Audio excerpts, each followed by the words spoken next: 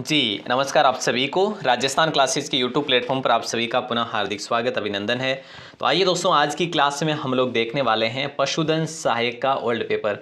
अब आपको ये समझ आ गया होगा कि हम पशुधन सहायक का ओल्ड पेपर क्यों पढ़ रहे हैं। दोस्तों, आप सभी को ये ध्यान में रखना होगा कि अपना जो पशु परिचर भर्ती का जो पेपर होने वाला है वो किस एग्ज़ाम की तर्ज पर होगा, तो वो पशुधन सहायक भर्ती परीक्षा की तर्ज पर होगा। आप यूं ही समझें, इसी प्रकार के प्रश्न जो है आपको एग्जाम में देखने को मिलेंगे।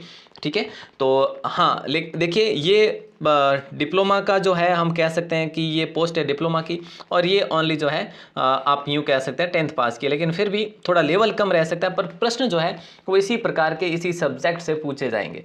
ठीक है, तो आपको ये एक अंदाज़ा होना चाहिए आपकी तैयारी के लिए, आपकी तैयारी को प्रभावी बनाने के लिए तो पुराने पेपर देखना अति आवश्यक बन जाता है। तो आपसे निवेदन रहेगा, इस पेपर को अच्छे से देखिएगा। ये देखो, इससे पहले हमने पार्ट ए में हमने क्लास की पार्ट ए में हमने क्या पढ़ा था, राजस्थान जीके को पढ़ा था, और इसमें हम कवर करेंगे पशुपालन विषय को। ठीक है, तो पशुपालन विषय के टोटल 50 प्रश्न हम लोग कवर करने वाले हैं। दोस्तों, अगर आपको फ्री पीडीएफ अवेलेबल मतलब चाहिए आपको, तो अवेलेबल करवा दी गई है rajasthanclasses.in की वेबसाइट पर। आप ज़रूर विजिट करके जाएं और लेटेस्ट पोस्ट में देखने को मिल जाएगी आपको। पेड कोर्स भी अगर आप देखना चाहें तो राजस्थान 360 एप्लीकेशन पर Telegram WhatsApp group link description में है। ठीक है, तो पहले क्लास को देखते हैं, फिर आपको मैं बताऊंगा कि कैसे डाउनलोड करनी है। पहला सवाल कुछ इस प्रकार से पूछा गया था, ये 2018 का पेपर है। ठीक है, चलिए, पहला सवाल है कि जाइगोमेटिक लार ग्रंथि किसमें पाई जाती है। तो जाइगोमेटिक लार ग्रंथि जो है ये पाई जाती है कुत्ते में, यानी ऑप्शन ए आप सभी का लॉक हो जाएगा। घोड़े में कितनी जोड़ी पसलियां पाई जाती है। तो घोड़े में 18 जोड़ी पसलियां पाई जाती है। आरबीसी का कब्रिस्तान किसे कहा जाता है। तो आरबीसी का कब्रिस्तान प्लीहा को कहा जाता है। किसको कहा जाता है, प्लीहा को कहा जाता है। किस पशु में ओस पेनिस हड्डी पाई जाती है, ओस पेनिस हड्डी पाई जाती है। तो राइट आंसर आप सभी का हो जाएगा, कुत्ता को लॉक करेंगे, यानी ऑप्शन ए। रुमंथी पशुओं में आमाशय का कौन सा भाग मधुमक्खी के छत्ते जैसा आकार का होता है। तो राइट आंसर आपका क्या होगा, ऑप्शन बी होगा, रेटिकुलम हो जाएगा राइट आंसर, रेटिकुलम। ठीक है, रुमंथी पशु में आमाशय का कौन सा भाग मधुमक्खी के छत्ते जैसा आकार का होता है, रेटिकुलम। अगला सवाल है, मुर्गी में सत्य आमाशय होता है, मुर्गी में सत्य आमाशय होता है, वो होता है प्रोवेंट्रिकुलस में होता है, यानी ऑप्शन जो है आपका राइट आंसर क्या होगा, ऑप्शन डी। प्रथम ग्रीवा कशेरुका जो है को कहते हैं, प्रथम ग्रीवा कशेरुका को कहते हैं, क्या कहते हैं, लंबार कहते हैं, या फिर सेक्रम कहते हैं, या एक्सिस कहते हैं, या एटलस कहते हैं। तो आपका सही जवाब जो होगा वो हो जाएगा ऑप्शन डी, एटलस कहा जाता है। ऑप्शन डी को लॉक करेंगे आप। पशुओं में जोड़ों के अध्ययन के विज्ञान को क्या कहते हैं। पशुओं में जोड़ों के अध्ययन के विज्ञान को कहा जाता है। देखिए, हम बात करें तो इस प्रश्न को डिलीट भी किया गया है, तो डिलीट किए गए प्रश्नों की संख्या भी अपन देखेंगे। इस प्रश्न पत्र में लगभग 3 से 4 प्रश्न डिलीट किए गए हैं, तो मैं आपको साथ साथ में बताऊंगा, और लास्ट में अपन बात करेंगे कि आखिर क्यों डिलीट किए गए। और दोस्तों देखिए, आप इस पूरी क्लास को देखते हैं तो आपको बेनिफिट क्या होंगे। एक तो आपकी तैयारी आपको कैसे करनी है, किस लेवल पे करनी है, उसका आपको जो है एक माध्यम पता चल जाएगा। ठीक है, और आपको एक मार्गदर्शक के रूप में शक्ति प्रदान होगी कि हाँ, इस प्रकार के अपनी तैयारी को यानी प्रभावी आप बना सकते हैं इस प्रकार के प्रारूप के प्रश्न को देखकर। ठीक है, देखिए, वृक्क की क्रियात्मक व संरचनात्मक इकाई जो है हम बात करें तो वो है नेफ्रॉन। ठीक है, कोशिका का शक्तिग्रह किसे कहा जाता है। तो कोशिका का शक्तिग्रह कहा जाता है माइटोकॉन्ड्रिया को, ये तो सभी को पता है, माइटोकॉन्ड्रिया। ऑप्शन डी सही होगा। कार्पस ल्यूटियम द्वारा स्रावित हार्मोन्स कौन से हैं। तो यहाँ पे आपका राइट आंसर होगा ऑप्शन सी, प्रोजेस्टेरॉन, है ना। मुर्गियों में आवाज़ उत्पन्न करने वाला अंग का नाम क्या है।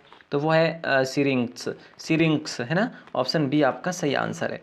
नेक्स्ट सवाल है, एक नर जनन कोशिका में कितने शुक्राणु बनते हैं। एक नर जनन कोशिका में कितने शुक्राणु बनते हैं। तो 4 बनते हैं, ऑप्शन ए सही होगा। शुद्ध रक्त का कौन सी शिरा परिवहन करती है। तो सही आंसर आपका होगा option B, pulmonary vein, pulmonary vein को लॉक करेंगे। और अगला सवाल है, आरबीसी का जीवन काल होता है। आरबीसी का जीवन काल दोस्तों कितना होता है, ये आपको बताना है। देखिए, 120 दिन होगा, 90 दिन होगा, 150 दिन होगा, या 60 दिन होगा। ये प्रश्न जो है डिलीट क्यों किया गया है, इसकी पूर्णतः जानकारी नहीं है। हो सकता है इस प्रश्न का जो आंसर है वो इन्होंने गलत बता दिया होगा, हालांकि ऑप्शन ए आपका सही आंसर है इसमें। ठीक है, और देखिए एक अणु हीमोग्लोबिन कितने अणु ऑक्सीजन का परिवहन करता है, तो यहाँ पे आपका राइट आंसर होगा 4। ठीक है, कितने अणु ऑक्सीजन का परिवहन करता है, 4। ओवरहेड प्रोजेक्टर किस प्रकार की प्रसार सामग्री का उदाहरण है, यानी आपसे सवाल किया जा रहा है तो प्रोजेक्टेड है या ऑडियो है या ऑडियो विजुअल है या फिर नॉन प्रोजेक्टेड विजुअल है। तो राइट आंसर होगा ऑप्शन ए, अप्रक्षेपित दृश्य यानी प्रोजेक्टेड विजुअल है। ऑप्शन ए जो है राइट आंसर हो जाएगा आप सभी का। महाशिवरात्रि पशु मेला किस स्थान पर आयोजित किया जाता है, तो महाशिवरात्रि पशु मेला करौली में आयोजित किया जाता है, यानी ऑप्शन ए आप सभी का सही आंसर हो जाएगा, महाशिवरात्रि पशु मेला। अगला सवाल है राजस्थान में कितने राज्य स्तरीय पशु मेले आयोजित किए जाते हैं। तो देखो अगर बात करें पर्यटन की दृष्टि से तो जो पशु मेले हैं राजस्थान में तो वो आयोजित किए जाते हैं 10 मोस्टली, और इसकी मैं आपको क्लास भी दे चुका हूँ एक, तो ज़रूर देखिएगा, हालांकि वो पुरानी क्लास है और देखना ना भूले बिल्कुल भी। और अगला सवाल देखिए पशु पोषण आहार प्रयोगशाला कहाँ अवस्थित है, तो ये एक जीके का भी सवाल है और इसके लिए हमें अगर देखा जाए तो ये सवाल आपके पशुपालन सब्जेक्ट में भी बन रहा है। तो जामडोली जयपुर में पशु पोषण आहार प्रयोगशाला है। प्रसार शिक्षा का अंतिम पायदान कौन सा है, तो प्रसार शिक्षा का अंतिम पायदान जो है वो है संतुष्टि, यानी ऑप्शन सी आप सभी का सही आंसर होगा। ड्रामा नुक्कड़ नाटक किस प्रकार के प्रसार साधन है, तो ये कैसे साधन है, ये है श्रव्य दृश्य साधन, है ना, ऑप्शन सी आपका लॉक हो जाएगा। गोमती सागर पशु मेला कहाँ आयोजित होता है, देखिए दोस्तों इसकी बात करें तो एक तो सवाल आता है कि कब आयोजित होता है और एक आता है कि कहाँ आयोजित होता है। तो झालरापाटन झालावाड़ में होता है, जिसे घंटियों का शहर हम कहते हैं। ऑप्शन डी आप सभी का करेक्ट आंसर हो जाएगा, गोमती सागर पशु मेला, जो कि हाड़ौती क्षेत्र का सबसे प्राचीन माना जाता है ना, बिल्कुल। अगला सवाल है कि राजस्थान पशु चिकित्सा और पशु विज्ञान विश्वविद्यालय कहाँ पर अवस्थित है, तो बीकानेर में, और इसके अंडर में काफ़ी सारी कॉलेज भी है, प्रशिक्षण संस्थान भी है, ये भी आपको पता होना चाहिए। अगला सवाल है कीटोसिस एक प्रकार का रोग है दोस्तों, तो कीटोसिस जो है ये उपापचयी रोग है, यानी ऑप्शन डी आपका सही आंसर होगा, ऑप्शन डी। चलिए बहुत बढ़िया। अगला सवाल है न्यू कैस्टल बीमारी का समानार्थी है, न्यू कैस्टल बीमारी का इनमें से समानार्थी कौन सा शब्द है, तो वो है रानीखेत। और रानीखेत की बात करें दोस्तों, ये जो है हम बात करें ये किस में होने वाला रोग है, किस जीव जंतु में होने वाला रोग है वो आप बताएंगे। रानीखेत क्या मुर्गी में होता है, बिल्कुल सर। अगला सवाल है निम्नलिखित में से कौन सी बीमारी वुडन टंग लक्षण प्रदर्शित करती है। आपको बीमारियों से संबंधित लगभग 5 से लेकर 7 प्रश्न एग्जाम में देखने को मिलेंगे। मैं अभी से आपको बता रहा हूँ, एग्जाम को समय है लेकिन फिर भी आप अच्छे से कवर कर लीजिएगा। तो यहाँ पे राइट आंसर आपका हो जाएगा एक्टिनोबेसिलोसिस, है ना, ऑप्शन बी आपका करेक्ट है। लॉकजो अवस्था किस बीमारी में पाई जाती है, तो लॉकजो अवस्था जो है ये आपके टिटनेस में पाई जाती है, ऑप्शन डी आपका सही आंसर होगा। बेहतरीन सवाल है आपका। अगला सवाल है इन बीमारियों में से कौन सी प्रोटोजोआ जनित नहीं है, इन बीमारियों में से कौन सी प्रोटोजोआ जनित नहीं है, तो दुग्ध ज्वर जो है ये प्रोटोजोआ जनित नहीं है, बाकी बबेसियोसिस है ना, सर्रा भी है, थिलेरियोसिस भी है, लेकिन दुग्ध ज्वर जो है ये प्रोटोजोआ जनित नहीं है। तो आपका राइट आंसर क्या होगा, ऑप्शन डी होगा। क्लियर है। अगला सवाल देखते हैं कौन सा रोग वायरस जनित है, कौन सा रोग जो है वायरस जनित है, ऑप्शन सी आपका लॉक हो जाएगा, खुरपक्का मुंह पक्का, यानी ऑप्शन सी को लॉक करेंगे। ये देखिए ये वायरस जनित रोग है, ठीक है, कैसा रोग है, वायरस जनित है। बाकी टिटनेस है, लंगड़ा बुखार है, ये सर्रा है। इसकी हम बात करें, देखो सर्रा अभी अभी हमने बात करी प्रोटोजोआ जनित है, ठीक है, कैसा है, प्रोटोजोआ जनित है। चलिए मेड काऊ नामक रोग किस में होता है, मेड काऊ नामक रोग जो है ये किस में होता है, ये प्रियॉन, ऑप्शन डी आपका सही आंसर होगा। निम्न में से कौन सा विटामिन रक्त का थक्का बनाने के लिए जिम्मेदार होता है, तो बताइए दोस्तों, ऑप्शन सी को लॉक करते हैं क्या, बिल्कुल विटामिन सी आप सभी का सही आंसर हो जाएगा। और अगला सवाल है उपकरणों को निसंक्रमित करने की उत्तम जो विधि है वो कौन सी है, ऑप्शन बी आपका सही आंसर होगा, विकिरण द्वारा निसंक्रमण, ऑप्शन बी आपका सही आंसर होगा। ये क्या पूछा है आपको, उपकरणों को निसंक्रमित करने की उत्तम विधि जो है पूछी गई आपको। अगला सवाल है पशु के शरीर पर असाधारण गुहा जिसमें मवाद भरी हो कहलाती है, पशु के शरीर पर असाधारण गुहा जिसमें मवाद भरी हो वो क्या कहलाती है, वो कहलाती है भैया ट्यूमर, है ना, ऑप्शन डी यानी गांठ कहलाती है वो। क्या है, पशु के शरीर पर असाधारण गुहा जिसमें मवाद भरी हो वो गांठ कहलाती है। अगला सवाल देखिए, सींग रोधन के लिए कौन सा रसायन काम में लेता है। कई बार सींग रोधन की आयु पूछी जाती है, तो कई बार सींग रोधन का जो है हम बात करें तो रसायन, कौन सा रसायन काम में लिया जाता है। तो इस प्रकार से जो है ये प्रश्न जो है आपका डिलीट हुआ है, ठीक है। तो इसका आपका राइट आंसर जो था ऑप्शन ए था। हालांकि ऑप्शन ए को डिलीट क्यों किया गया इसका भी कारण पता नहीं चल रहा, तो ऑप्शन ए आपका इसमें सही आंसर था। इनमें से कौन सा सूंघने वाला निषेचक जो है, सूंघने वाला निषेचक कौन सा है इनमें से, तो ऑप्शन जो है आपका सही आंसर है ऑप्शन ए, क्लोरोफॉर्म, ठीक है। ऑप्शन ए को लॉक करेंगे आप। हालांकि ये आपके ऑप्शन इसमें दिखाई दे रहे हैं आपको, ऑप्शन ए आपका करेक्ट आंसर होगा। अगला सवाल देखिए, अगला सवाल है कि अनअवशोषित सूचर सामग्री है। तो देखो अवशोषित सूचर जो सामग्री है ना वो है नायलॉन। ऑप्शन जो है सी आपका सही आंसर होगा इसमें। ऑटोक्लेव में भाप का दाब होता है, ऑटोक्लेव में भाप का दाब होता है तो वो होता है 15 पाउंड, यानी ऑप्शन सी आपका करेक्ट आंसर होगा, ठीक है। अगला सवाल देखिए, तेज धारदार हथियार से होने वाला घाव क्या कहलाता है। ये घाव भी आपको याद करने पड़ेंगे, इनसाइड्स है ना, इनसाइड्स कहलाते हैं। ऑप्शन ए को लॉक करेंगे। अगला सवाल है, कठोर उत्तकों की निरंतरता का टूट जाना क्या कहलाता है। कठोर उत्तकों की निरंतरता का टूट जाना क्या कहलाता है, तो फ्रैक्चर कहलाता है, यानी ऑप्शन बी आपका सही आंसर होगा आपका। और अगला सवाल देखिए, अगला सवाल है कि अच्छी साइलेज का पीएच क्या होता है। अच्छी साइलेज का पीएच जो है ना ये होता है ये क्या होता है, 4.2 माइनस 4.5, यानी ऑप्शन ए आपका करेक्ट आंसर होगा। पैराकिरेटोसिस नामक रोग सुअर में किस खनिज तत्व का कमी से होता है। किस खनिज तत्व की कमी से होता है ये सवाल है। और पैराकिरेटोसिस नामक रोग सुअर में होता है ये, और ये होता है जिंक की कमी से, और जिसका जिंक का जो सूत्र है वो है JN, आप सभी को विदित है। इनमें से कौन सा प्रोटीन का अच्छा स्रोत है। देखिए प्रोटीन का अच्छा स्रोत ये आपके यूँ भी समझ सकते हैं कि साइंस से रिलेटेड सवाल है आपका, और प्रोटीन का अच्छा जो स्रोत है वो चने में है, चना है ना। अगला सवाल है देखिए, विटामिन B12 का रासायनिक नाम, ये भी आपका साइंस है, तो साइंस का भी सवाल आपको इसमें देखने को मिल जाएंगे। विटामिन B12 का रासायनिक सूत्र साइनोकोबाल एमीन करते क्या। हाँ सर करना ही पड़ेगा, साइनोकोबाल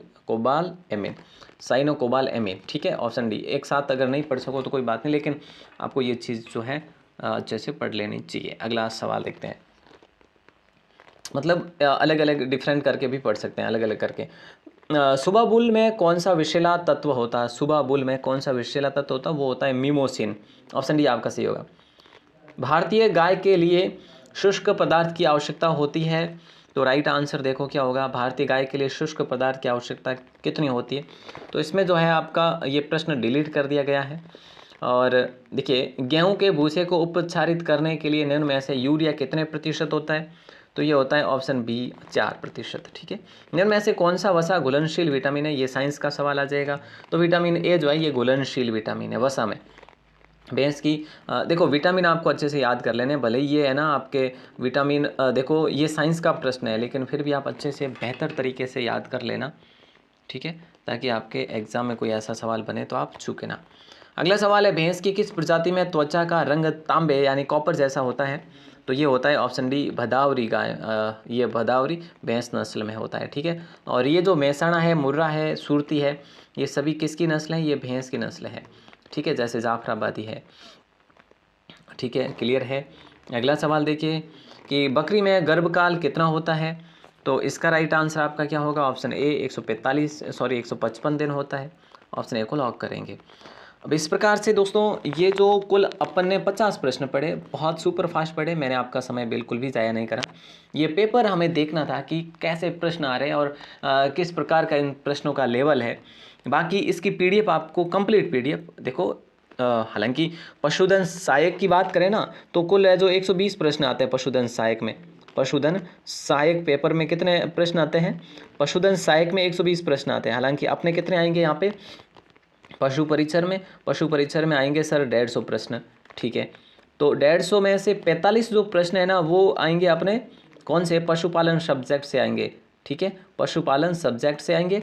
और पशुधन सहायक में क्या होता है, पशुधन सहायक में क्या होता है कि इसमें 80 प्रश्न आते हैं, ठीक है, बस यही डिफरेंट है, बाकी ज़्यादा मैं नहीं मानूंगा। और लेवल जो है इसी प्रकार के प्रश्नों का रहेगा, आप अच्छी तैयारी करो। अब इस कंप्लीट पेपर की पीडीएफ आप देखना चाहते हैं तो आप हमें मैसेज कर सकते हैं। ठीक है, देखो प्रश्न जो है वो हम देखने वाले एक सेक्शन के, तो वो सेक्शन आपका राजस्थान जीके का रहेगा। देख लो ऐसा आता है पेपर, किस प्रकार का पेपर है ये हम देख लेते हैं।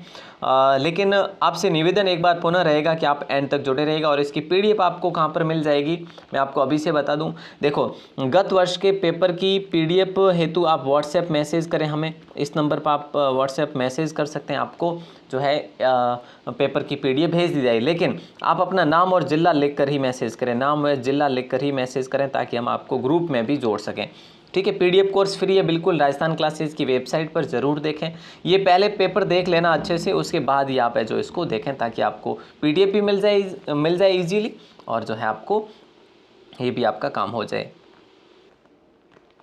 तो पहला जो प्रश्न है आपकी स्क्रीन पर है, देखिए हम आज के सेशन में राजस्थान जीके के प्रश्न पढ़ने वाले हैं। तो आपसे निवेदन रहेगा राजस्थान जीके के प्रश्नों का लेवल आप देखेंगे, इसकी प्रकृति देखेंगे, और ये प्रश्न जो है कितने प्रभावी बना सकते हैं अपने तैयारी को, ये भी हम देखने वाले। देखिए राजस्थान में संगठित किसान आंदोलन कहाँ से आरंभ हुआ था, तो यहाँ पे आपका राइट आंसर जो है वो क्या होगा, ऑप्शन ए हो जाएगा, बिजोलिया से हुआ था। अब आपसे ऐसा भी सवाल किया जा सकता है कब से हुआ था, 1597 से शुरू हुआ था और 1941 तक ये आंदोलन चला था। ठीक है, वह स्थान जो अपने मृदा शिल्प टेराकोटा के लिए प्रसिद्ध है, अगर ऐसा प्रश्न कर लिया जाए तो आप कहेंगे मोलेला है, और मोलेला वर्तमान में कहाँ पर है, आप कहेंगे सर राजसमंद में है।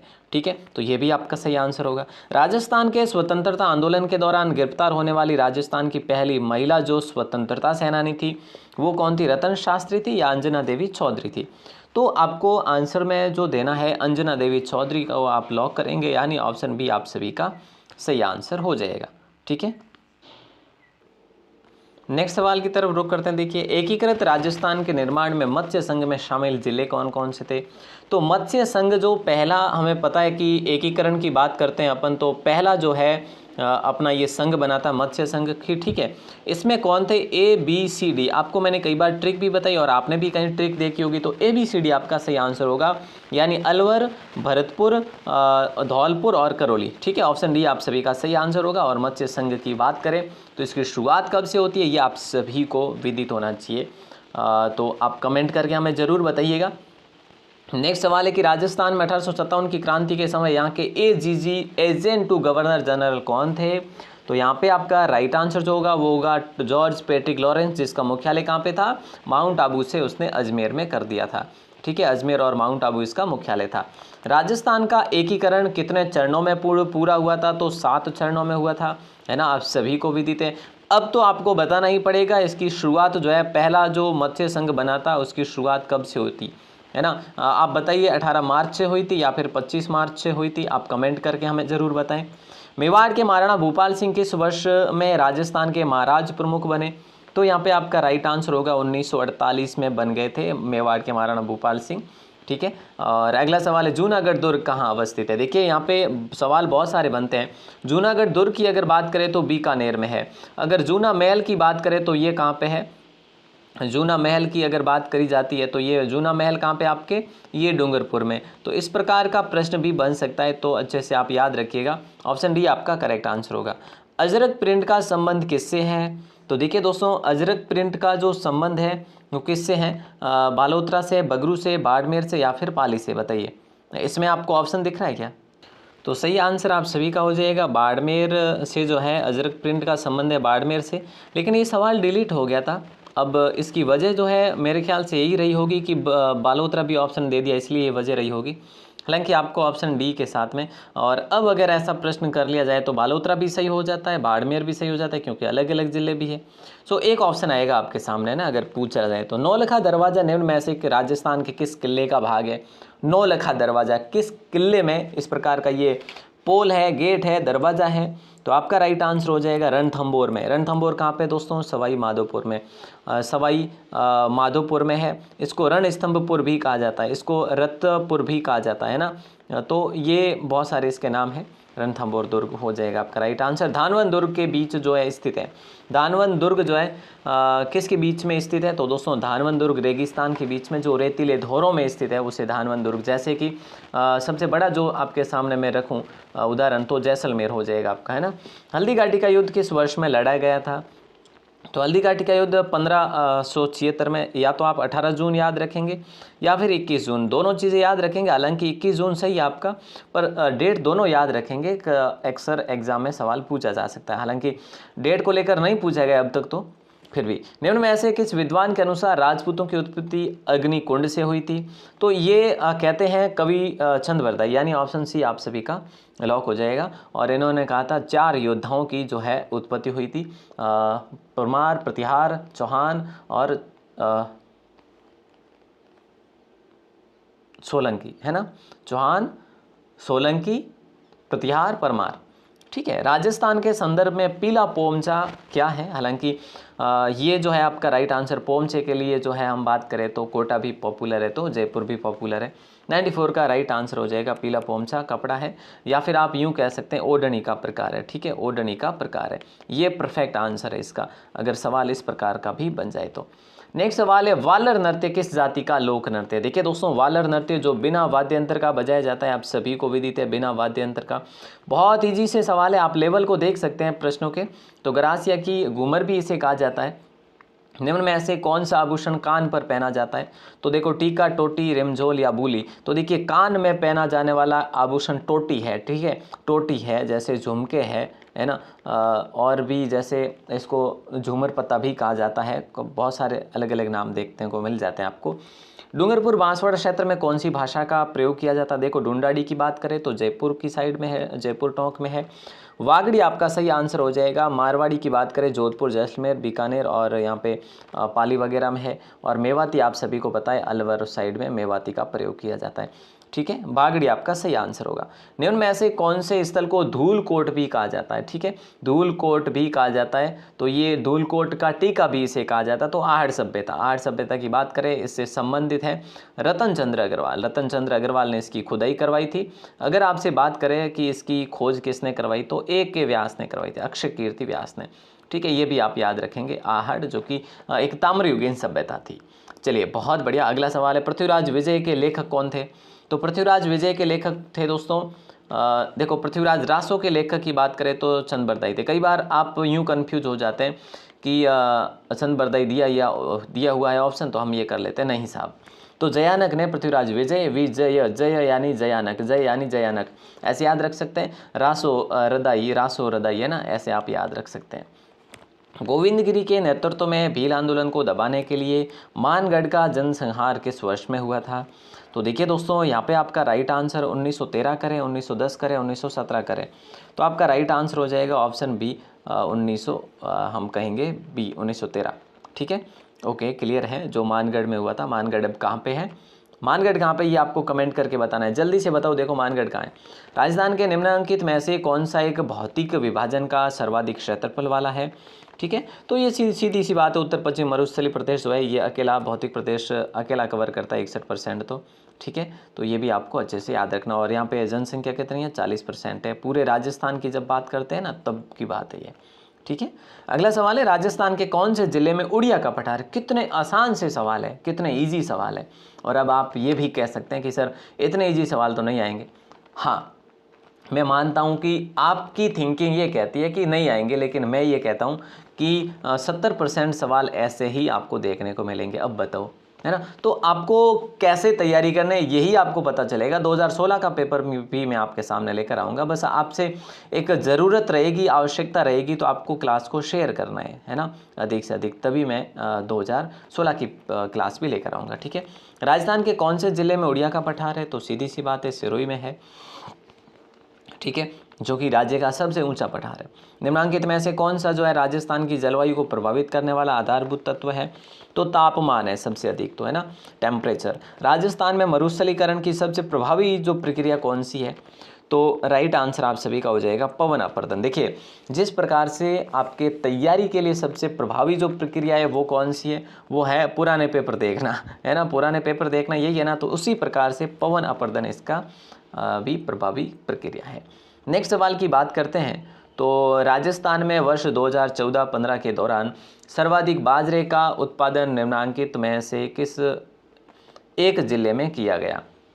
तो देखिए दोस्तों, अलवर या जयपुर में से कोई एक होगा तो कौन सा होगा बताइए। बहुत अच्छा सवाल है। और अभी भी हम बात करें तो अभी भी यही जो ज़िले हैं ये शीर्ष पर कायम है, यानी ऑप्शन सी आप सभी का लॉक हो जाएगा। अभी भी अलवर जो है क्षेत्रफल की दृष्टि से अगर बात करें तो बाड़मेर का नंबर आता है, और अगर बात करें उत्पादन की दृष्टि से तो अलवर का नंबर आता है बाजरे मामले में। ठीक है, निम्नांकित में से कौन सी भेड़ की प्रजाति भारतीय मेरिनो के नाम से भी जानी जाती है। ये सवाल हमने अभी भी क्लास में भी पढ़ा था कुछ दिन पहले की क्लास में। तो सोनाड़ी करे, चोकला करे, मगरा करे, कौन सा करे भाई, हाँ बताइए। बोले सर चोकला को लॉक कर देंगे, ऑप्शन बी आपका राइट आंसर हो जाएगा। इसको भारतीय मेरिनो के नाम से भी जाना जाता है, इसको भारत की मेरिनो भी कहा जाता है। ठीक है, अगला सवाल देखिए, निम्नांकित में से प्रतापगढ़ जिले में कौन सी बहुउद्देशीय परियोजना स्थित है। प्रतापगढ़ जिले में इनमें से कौन सी। जवाई, देखो जवाई की बात करें सुमेरपुर पाली में है। ठीक है, सुमेरपुर लिख देता हूँ मैं आपके लिए यहाँ पे। ठीक है, ओके। जाखम की बात करें तो प्रतापगढ़ आपका राइट आंसर हो जाएगा, ऑप्शन बी को लॉक करेंगे। माई बजाज सागर की बात करें डूंगरपुर साइड में है। बीसलपुर परियोजना की बात करें ये टोंक में है। ठीक है, तो आप सभी को पता होना चाहिए कौन सी सब जो है ये कहाँ पर है, ये अच्छे से आपको जानकारी होनी चाहिए। मोरिजा बनोला या बानोल खनन क्षेत्र किसके लिए प्रसिद्ध है। कई बार अनेकों बार एग्जाम में सवाल पूछा गया है ये, और राइट आंसर आप सभी का हो जाएगा लो एस खनन के लिए मोरिजा बनोला है। ठीक है, अगला सवाल देखिए, जयपुर से आगरा राष्ट्रीय राजमार्ग 11 का नया नंबर क्या है। देखिए अभी राष्ट्रीय राजमार्गों के नंबर चेंज हुए 2-1 वर्ष पहले, तो अब यहाँ पे आपका राइट आंसर होगा NH 21। ठीक है, जिसका पहले नाम क्या था, देखो जयपुर से आगरा है, जयपुर से आगरा, जयपुर से आगरा की बात करें तो 11 था, अब की बात करें तो NH 21 होगा। जैसलमेर जिले में पालीवाल ब्राह्मणों द्वारा शुरू की गई परंपरागत जल संरक्षण की विधि क्या कहलाती है। तो यहाँ पे आपका राइट आंसर हो जाएगा खड़ीन को लॉक करेंगे, ऑप्शन सी आप सभी का लॉक हो जाएगा खड़ीन। ठीक है, और ये खड़ीन जो है होता क्या है, देखो अक्सर छोटी छोटी पलाया झीलें सी होती है। पलाया झीलें मतलब छोटी छोटी झीलें जहाँ पे पानी का हम कह सकते हैं खाबा खड्डा टाइप होता है ना, और उसमें ये खेती कर लेते हैं। ये पालीवाल ब्राह्मणों के द्वारा ये शुरू की गई जल संरक्षण की विधि है। निम्न में से किस एक के लिए सरिस्का प्रसिद्ध है। तो सरिस्का की कल की क्लास में हमने बात करी थी कि सरिस्का जो है क्यों प्रसिद्ध है, क्योंकि सरिस्का जो है सफ़ेद बाघ के लिए प्रसिद्ध है या हरे कबूतर के लिए। क्या सरिस्का बाघ परियोजना है। बिल्कुल सर बाघ परियोजना है, लेकिन हम बात करें तो यहाँ पे राइट आंसर हरे कबूतर के लिए पॉपुलर है। ठीक है, हरे पॉपुलर ग्रीन कहते हैं हम, ग्रीन कबूतर कह लीजिएगा। ठीक है, और आगे बढ़ते हैं, अगले सवाल को देखते हैं। स्टेट ऑफ फॉरेस्ट रिपोर्ट 2017 के अनुसार, अब तो 2019 की भी आ गई है, ठीक है, के अनुसार रक्षित वन श्रेणी के अंतर्गत राजस्थान के कुल वन क्षेत्र का प्रतिशत कितना है। तो 9.57 है। ठीक है, 9.57 है। नहीं सर, ये पूछा है रक्षित वन या फिर आरक्षित वन कह लीजिएगा इसको आप, है ना, तो थोड़ा सा जो है आपको कन्फ्यूज होता है। तो ऑप्शन ए आपका लॉक हो जाएगा यहाँ पे।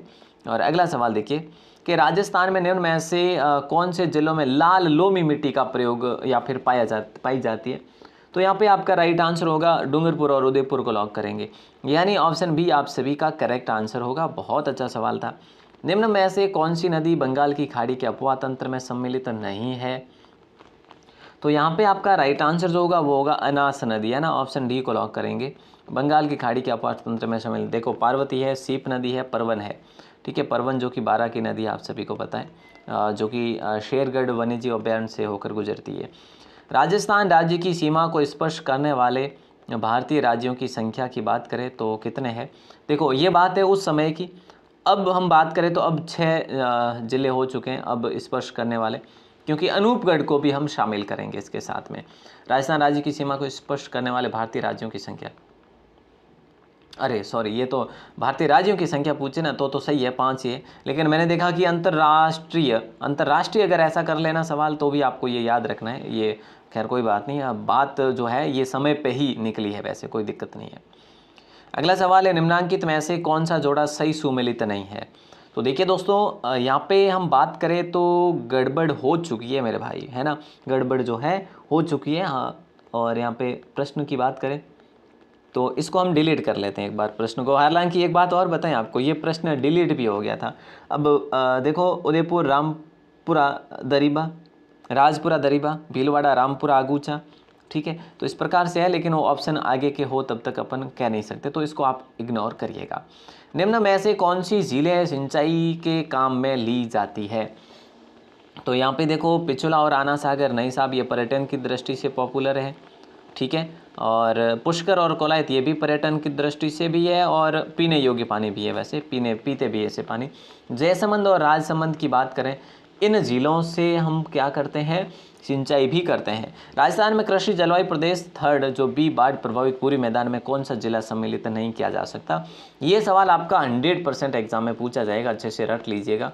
ये प्रश्न 101% पूछा जाएगा।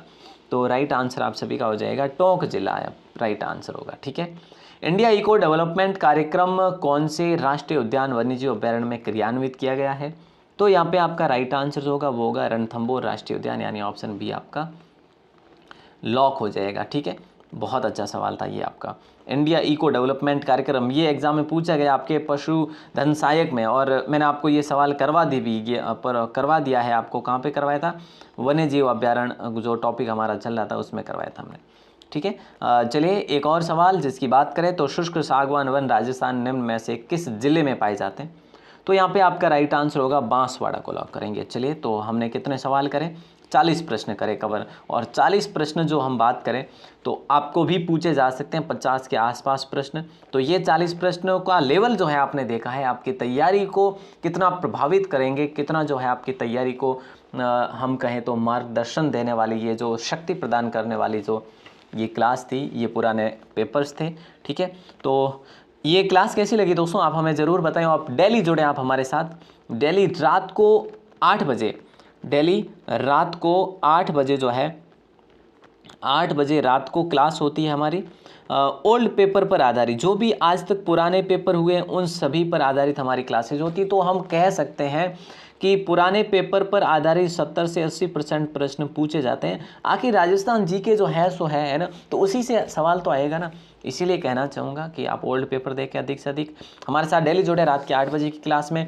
व्हाट्सएप ग्रुप में जुड़ने के लिए अपना नाम और ज़िला लिखकर हमें मैसेज करें, ठीक है। नाम हुए अपना ज़िला लिखकर ही मैसेज करें ताकि हम आपको ग्रुप में जोड़ सकें। पीडीएफ कोर्स के लिए आप लिख सकते हैं कि सर हमें फ्री वाली पीडीएफ चाहिए या फिर पेड वाली पीडीएफ चाहिए। तो आप कोई भी लिखेंगे तो देखो, पेड पीडीएफ लेना चाहो तो राजस्थान 360 ऐप को इंस्टॉल करना पड़ेगा, जो कि यथावत आपके मोबाइल में रहेगा। और अगर आप राजस्थान क्लासेज की वेबसाइट से पर विजिट करके ले सकते हैं, तो ये वेबसाइट आपको डेली विजिट करनी पड़ेगी, बस यही बात है, ठीक है। तो आप ग्रुप ज्वाइन कर सकते हैं, हालांकि मैसेज भी कर सकते हैं, लिंक डिस्क्रिप्शन में दिए हुए हैं। ऑल द बेस्ट आप सभी को, मिलते हैं अगली 2016 के पेपर में। अगर आप कहेंगे कि सर पशुपालन जो सब्जेक्ट है उसका भी लेकर आए, जो 2018 का पेपर है वो कैसा आया था पशुधन सहायक का, तो कमेंट करके ज़रूर बताएं, जल्दी से कमेंट करिएगा ताकि मैं वो भी लेकर आ सकूं आपके लिए, ठीक है। ऑल द बेस्ट, जय हिंद, वंदे मातरम।